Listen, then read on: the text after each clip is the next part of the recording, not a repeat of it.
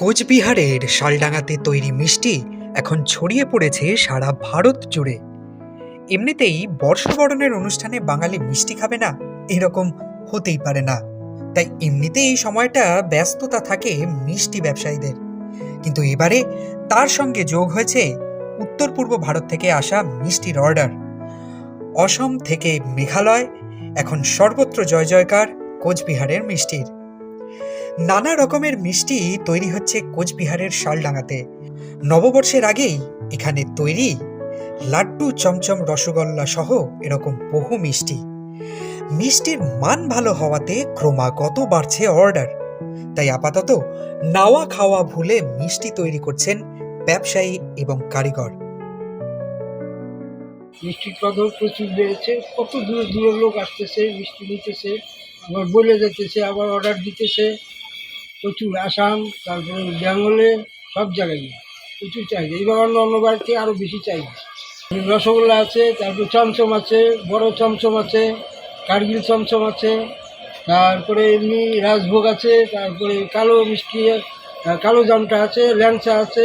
বড় চমচমটা ওটা হলো কার্গিল চমচম, ভালো হয়, বড় হয়, 500, 1000, 1500, 2000।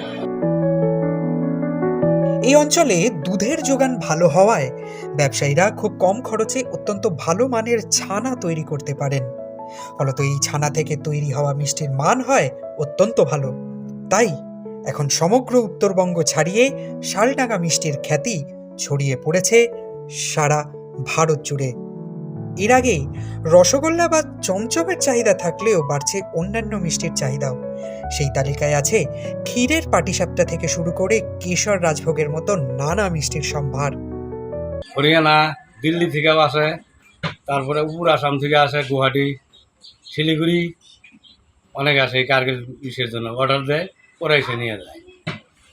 এক একটা মিষ্টি সাইজ অনেক বড় বড় হয়। 500 টাকার আছে, 300 টাকার আছে, 200 টাকার আছে, 150 টাকার আছে, নিচে 10 টাকার আছে, আবার 1000 টাকার আছে। একা ওই 100-150 টাকা দেবে, কেউ একা খাইতে পারে, কেউ দুইটাও খায়। এমন হাউসে আসে, আইসা খায়, বাড়ির জন্য নিয়ে যায়। আপনারা প্রচুর মিষ্টি নেই, তো আমাদের পার্শ্ববর্তী যারা আছে অর্ডার দেয়, অনেক কিছু নেয়। আর এইখানকার মিষ্টি সবচেয়ে বিখ্যাত। আমি তো এই দোকানে দুধ দিতে আছি 22 বছর থেকে। শালডাঙার চমচমের চাহিদা ছিল আকাশ ছোঁয়া, তবে ক্রেতারা কিন্তু কোনো ফারাক না করে কিনছেন শালডাঙার মিষ্টি। তাদের উদার প্রশংসা বুঝিয়ে দিল সেই মিষ্টির খ্যাতি। শালডাঙার মিষ্টি বলতে মানে খুবই একটা জনপ্রিয় মিষ্টি। আর এই মিষ্টিটা আমাদের আশপাশের তো বটেই, আমাদের গ্রামবাসীরা তো খাই, গ্রামবাসীরা খুবই পছন্দ করি।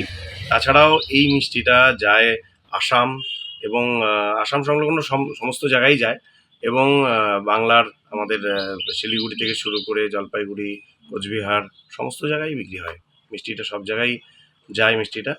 আর পহেলা বৈশাখে, বিশেষ করে পহেলা বৈশাখে এই মিষ্টিটার কিন্তু চাহিদা ম্যাক্সিমাম থাকে। ওনারা কিন্তু খাওয়া দাওয়া বাদ দিয়ে কিন্তু এখন এই মিষ্টির মধ্যে মানে মিষ্টির তৈরি করতে ব্যস্ত। শত শত মিষ্টির যোগান দিতে আপাতত হিমশিম খাচ্ছেন স্থানীয় ব্যবসায়ীরা। দূর দূর থেকে আসা অর্ডার যত দ্রুত সম্ভব শেষ করতে হবে, তাই জোর কদমে তৈরি হচ্ছে মিষ্টি।